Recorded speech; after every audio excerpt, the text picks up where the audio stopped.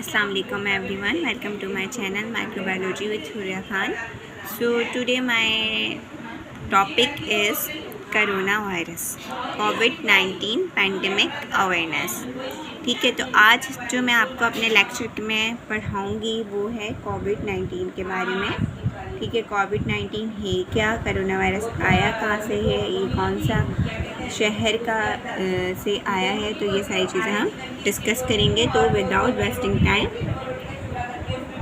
Let me start my lecture. Okay, so firstly covid awareness, ये मैंने video सिर्फ आपकी अवेयरनेस के लिए बनाई है कि आपको पता चले कि कोविड-19 है क्या और इससे किस तरह से बचा जा सकता है। करोना वायरस ये कौन सी फैमिली से बिलोंग करता है, ये करोना वेरिडिया फैमिली से बिलोंग करता है। बाकी ये जो है एक आरएनए वायरस है, क्योंकि हमें पता है कि वायरस दो तरह के होते हैं, या तो डीएनए या तो आरएनए। तो ये जो है आरएनए वायरस है। SS प्लस यानी प्लस का मतलब ये है कि positive, SS positive sense RNA virus. ठीक है, और ये एनवेलप वायरस है, इसलिए ये जो है अपनी अरेंजमेंट को चेंज कर लेता है और उसके हिसाब से ये डेंजर होता जाता है। हेलिकल इसकी सिमेट्री है। अगर हम इसकी सिमेट्री की बात करें, electron microscope petal shape peplomers, और पेप्लोमर्स इस पे जो है इसके ऊपर बने हुए होते हैं, पेप्लोमर्स जो इसकी अटैचमेंट में भी हेल्प करवाते हैं।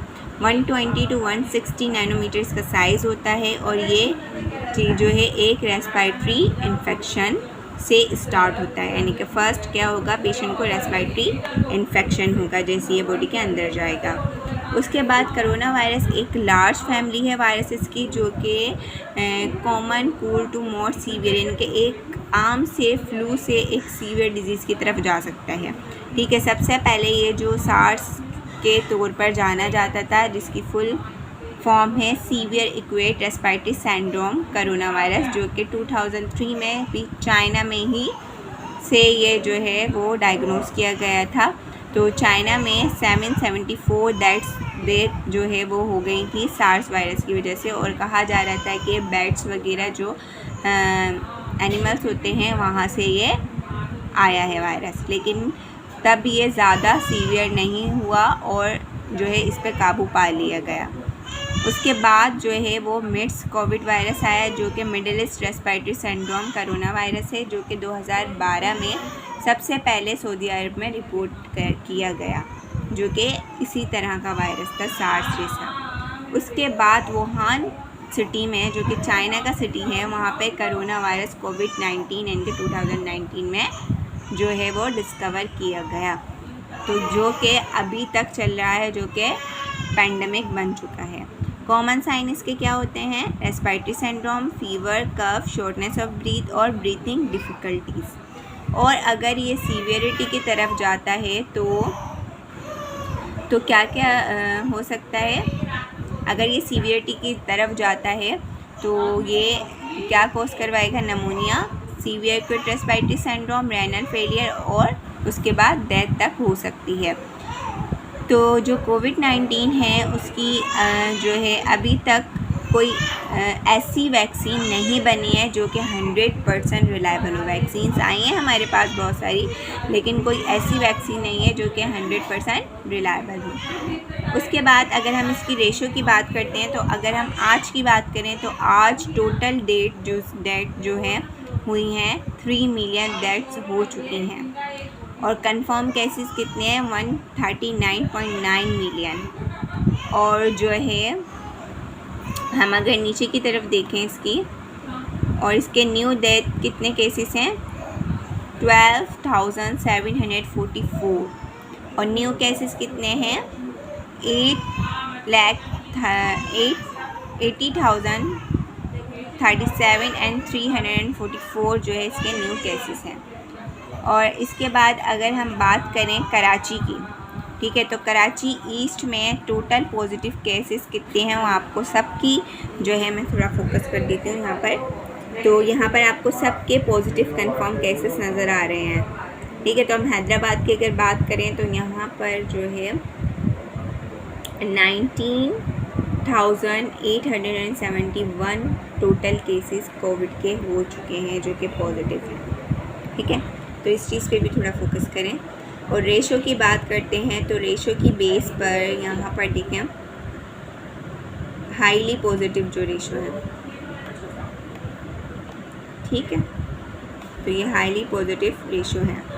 हैदराबाद, मुल्तान, गिलगित, मुजफ्फराबाद, मीरपुर खास, शावर, कोयटा, इस्लामाबाद, कराची, लाहौर, रावलपिंडी में सबसे कम केसेस है। यानी कि सिंध में अगर हम जो है वो प्रोविंसेस वाइज देखें तो यहाँ पर सिंध में ज़्यादा है इसका रेशो, ठीक है।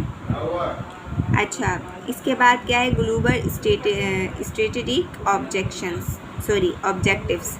तो इसके ऑब्जेक्टिव्स क्या हैं? इसके ऑब्जेक्टिव्स ये हो सकते हैं कि हम इसको ह्यूमन टू ह्यूमन इसको लिमिटेशन दें, मतलब कि इसकी ट्रांसमिशन से हम रोकें।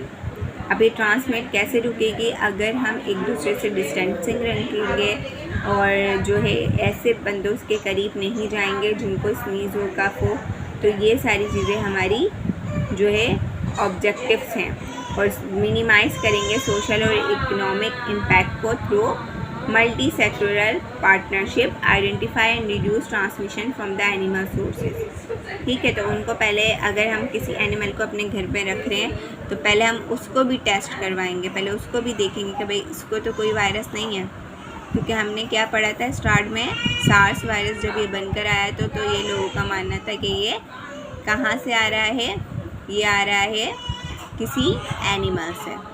उसके बाद इसकी प्रिवेंशन आते हैं। अगर इसकी प्रिवेंशन की बात करते हैं तो प्रिवेंशन में सबसे पहले आता है वॉश योर हैंड्स फ्रीक्वेंटली। इसका मतलब ये है हम ऐसा क्यों करें? क्योंकि जब हम हाथों को धोते हैं किसी भी सोप या पानी के साथ तो वो हमारे पास सोप होना चाहिए वो अल्कोहल बेस्ड होना चाहिए, ताकि जैसे हम हैंड को फ्रीक्वेंटली धोते रहें तो उसमें हमारे जितने भी वायरसेस या बैक्टीरिया कुछ भी हैं तो वो सारे के सारे क्या हों, वॉश हो जाएं और आपके हैंड्स जो हैं वो साफ़ हो जाएं अगर हम बार बार धोते रहेंगे। Maintain social distancing. अगर सोशल डिस्टेंसिंग इसलिए ज़रूरी है प्रिवेंशन इसकी, क्योंकि अगर हमें नहीं पता कि कौन से पेशेंट को कोरोना है, क्योंकि अभी कुछ केसेस ऐसे भी पेशेंट्स के देखे गए हैं जिनमें जो है कोविड के सिम्टम्स नुमाया नहीं हो रहे, शो नहीं हो रहे। तो सोशल डिस्टेंसिंग से हमें ये फ़ायदा होगा कि हमें नहीं पता किसको है किसको नहीं है, तो अगर हम सोशल डिस्टेंस रखेंगे तो हम इससे ज़्यादा अच्छे से इस पर काबू पा लेंगे, ठीक है। इसके बाद avoid touching eyes, nose and mouth. ये इसलिए क्योंकि हम हैं हेल्थ वर्कर, ठीक है। बहुत सारे हेल्थ वर्कर होते हैं और अगर आप हेल्थ वर्कर नहीं भी हैं तो जो है आप अपने अगर हैंड्स को अपनी आइज़ पर या नोज़ पर कहीं पर भी लगाना है तो उसको पहले अच्छे से वॉश कर लें, ठीक है। इससे ये होगा कि अगर वायरस आपके हाथ में होगा, हाथ से कहीं से किसी सरफेस से लग गया है, किसी पेशेंट्स की वजह से लग गया है, किसी इंसान की वजह से लग गया, या आप जिस ऑर्गेनाइजेशन में हैं, जो आपका ऑक्यूपेशन है या जिस जगह आप वर्क करते हैं, अगर स्टूडेंट हैं तो पढ़ रहे हैं अपने फ्रेंड्स के साथ, तो ये इससे क्या होगा कि आपके जब हैंड्स वॉश होंगे तो आप कहीं पर भी हाथ लगाने उससे कोई फ़र्क पड़ेगा नहीं।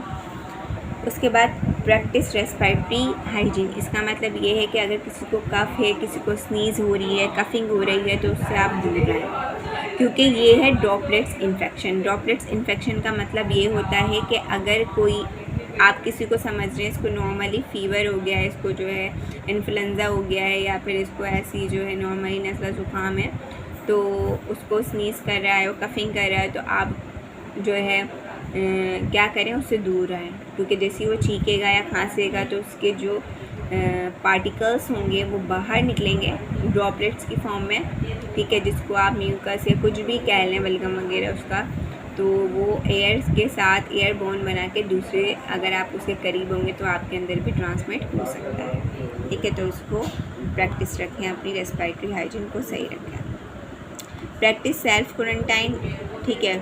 अगर आपको थोड़ा सा भी फील हो रहा है, फ़ीवर है, कफ है या कुछ भी है, स्नीज़ है, तो आप खुद से ही क्वारंटाइन 15 डेज़ के लिए रखें। और जो हेल्थ वर्कर है या कोई हेल्पलाइन है तो वहाँ पर आप कॉल करके बताएं कि मुझे ऐसा ऐसा मसला है और उनको इन्फॉर्म करें ताकि वो प्रॉपर चैनल आपको दे सकें आपकी हेल्थ की प्रिवेंशन का।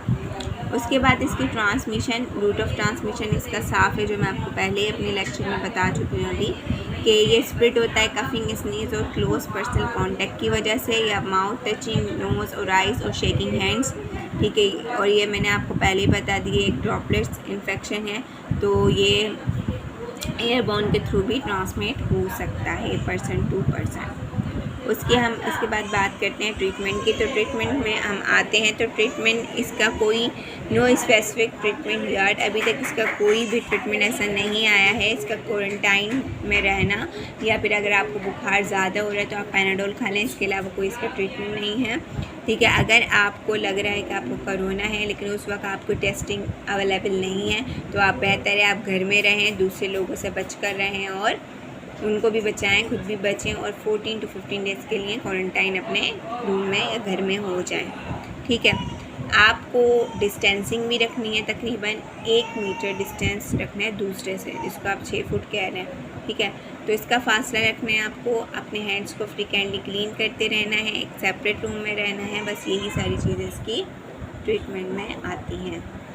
उसके बाद हम आते हैं लैब डायग्नोसिस में। अब लैब डायग्नोसिस में सबसे पहले मैं एक चीज़ ये क्लियर करना चाहूँगी कि बहुत सारे लोगों को एंटीजन, एंटीबॉडी और पीसीआर, इन तीनों चीज़ों में सारे के सारे जो है वो कंफ्यूज हो जाते हैं। पहले मैं ये बताऊँगी कि एंटीजन क्या होता है।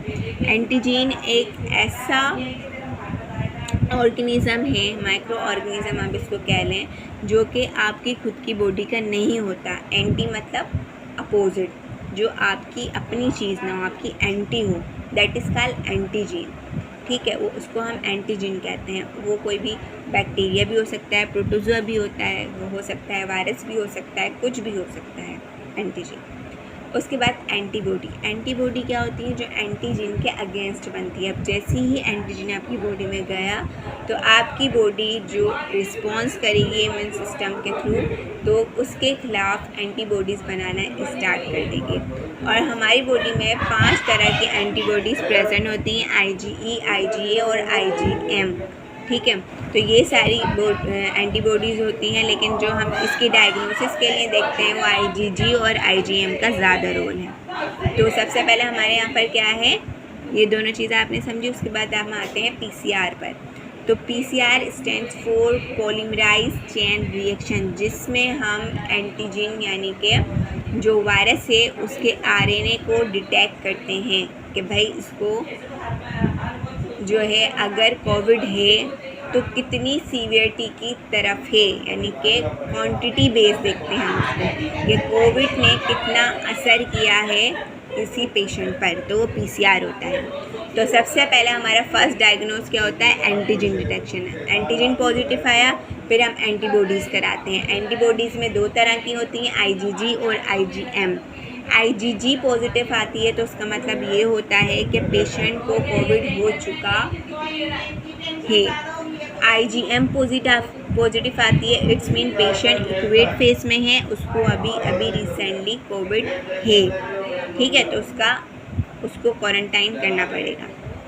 उसके बाद हम जाते हैं PCR की तरफ और ये देखते हैं कि कितना असर उसकी बॉडी पे हुआ है, उस कोविड ने कितना असर किया है, वो PCR से पता लगता है जब हम उसका RNA डिटेक्ट करते हैं, ठीक है। अब आ जाते हैं हमारी स्लाइड पर। तो एंटीजन डिटेक्शन हम रैपिड टेस्ट कर रहे हैं, स्वाब के थ्रू सैंपल लेते हैं, नेज़ल से सैंपल लिया और उसको डिवाइस पे परफॉर्म किया, तो वो एंटीजन डिटेक्शन डिवाइस होती है, रैपिड टेस्ट डिवाइस जिसको हम कहते हैं। इलेक्ट्रॉन माइक्रोस्कोप के थ्रू भी कर सकते हैं अगर वायरस इंटेरिक है, ठीक है। इंटेरिक मतलब जो आंतों वाली साइट जो है तो वो वहाँ पर है, तो हम उसके सैंपल किस में ले सकेंगे? स्टूल से लेंगे, ठीक है।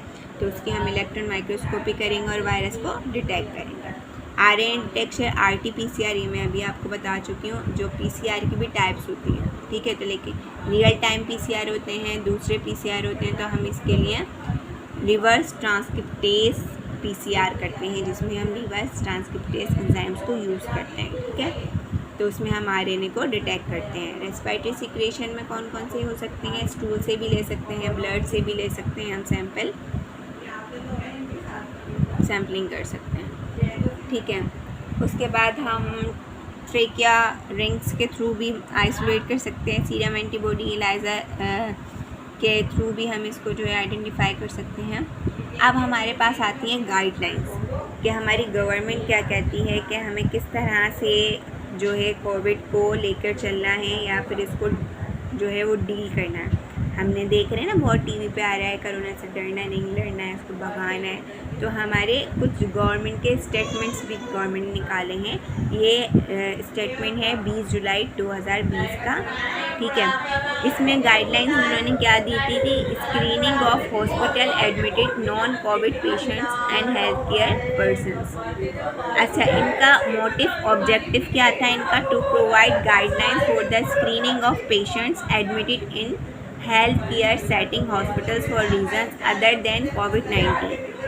तो हमारा इसका मतलब मकसद ये है कि जो हेल्थ केयर वर्कर्स हैं उनको गाइड करना, ठीक है, किस तरह से स्क्रीनिंग करनी है। जैसे ही पेशेंट एडमिट होता है उसके एडमिट होने के फ़ौरन बाद ही आपको क्या करना है, पेशेंट का कोविड का टेस्ट करना है और देखना है कि वो पॉजिटिव है या नेगेटिव है, ठीक है।